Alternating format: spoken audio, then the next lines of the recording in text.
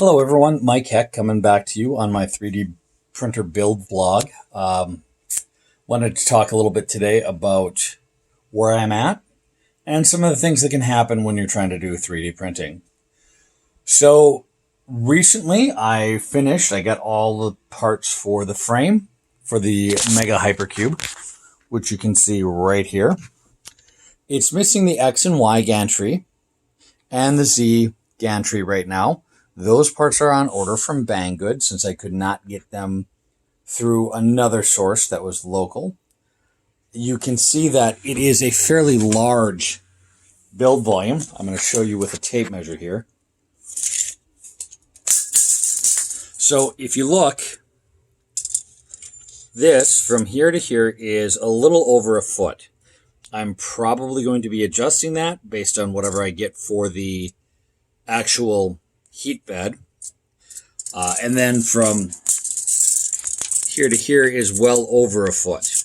And I think I overdid it when I did the Z gantry here, but I know that it has to sit about there and that there is a little bit of loss thanks to the upper component area. So I think we're coming in right about at a 1 foot cubed. The other thing that I've done is right here, I've scavenged some parts off of an old computer power supply, namely that and this switch. I'm currently wiring it up so that I can have a switch somewhere to turn the printer on and off, and it will control this power supply, which then will be connected to the SKR 3.1 with 2208 drivers for the stepper motors. I have an extra one, and I'm still trying to decide if I want to throw another piece along the front of the Mega Hypercube and try to get it so that I have 2 lead screws pushing the bed up for added stability, because I've heard some people talk about this bed can sag and bounce. And so I'm trying to figure out the best way to make sure that I have added stability. That's in future plans. For right now, I'm going to hook everything up to the correct motor driver areas and just try to get the motors running and the basic Hypercube going. From there, I've got additional pieces of the T-square aluminum, and I will be using that to hopefully improve on the Hypercube. The thing I wanted to talk to you about that can happen when you're 3D printing is something that happened last night. I set the printer, my Monoprice Maker Select Plus, to printing last night because I needed an enclosure. Well, needed is a strong word. I wanted an enclosure for my new screen for the Hypercube.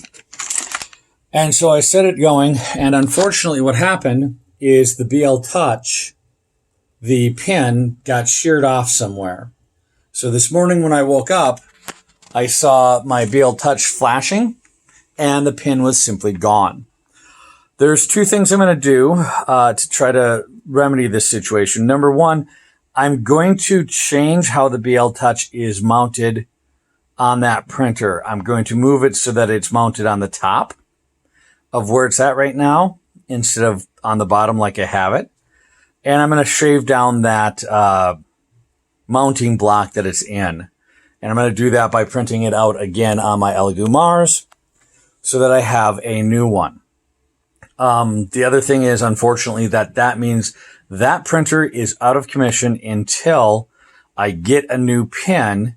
And unfortunately, everyone on the Amazon site says that the pins won't be in until end of next week at earliest. So hopefully we'll see that.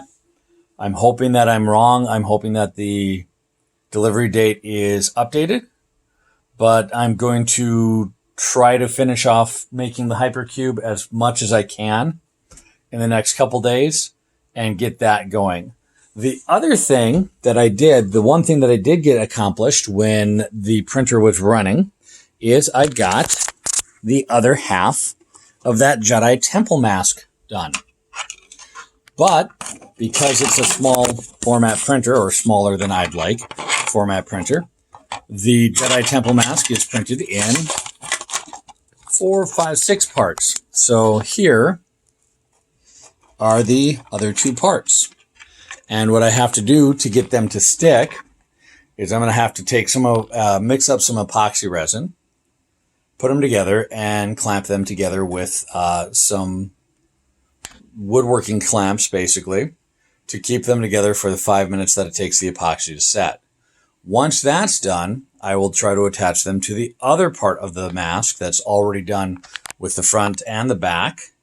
And then I have to wait until one of the 2 printers is active again so that I can try to print out the back left piece of this Jedi Temple mask. As always, though, I mean, ever forward, some days you get successes like I've had in the last couple times that I've posted a vlog. Some days you get problems like what I had here. I am trying to take steps to mitigate those problems now. In fact, I've ordered 2 new pins because that's the part of the BL Touch that breaks the most. And the new Hypercube will have a proximity sensor rather than a BL Touch, and I'm going to have to try to figure out how I'm going to print the proximity sensor holder. It may again be on the Elegoo Mars to start with, but we will see. So with that, I think that's all I got for today. As always, stay healthy, stay safe, and if you have any questions, comments, please leave them below. If you want to follow the rest of this progress, because I guarantee you this is going to be a project that will be done in the next 6 months, please feel free to hit the subscribe, hit the like button, whatever, and we will talk with you all later. Have a great day.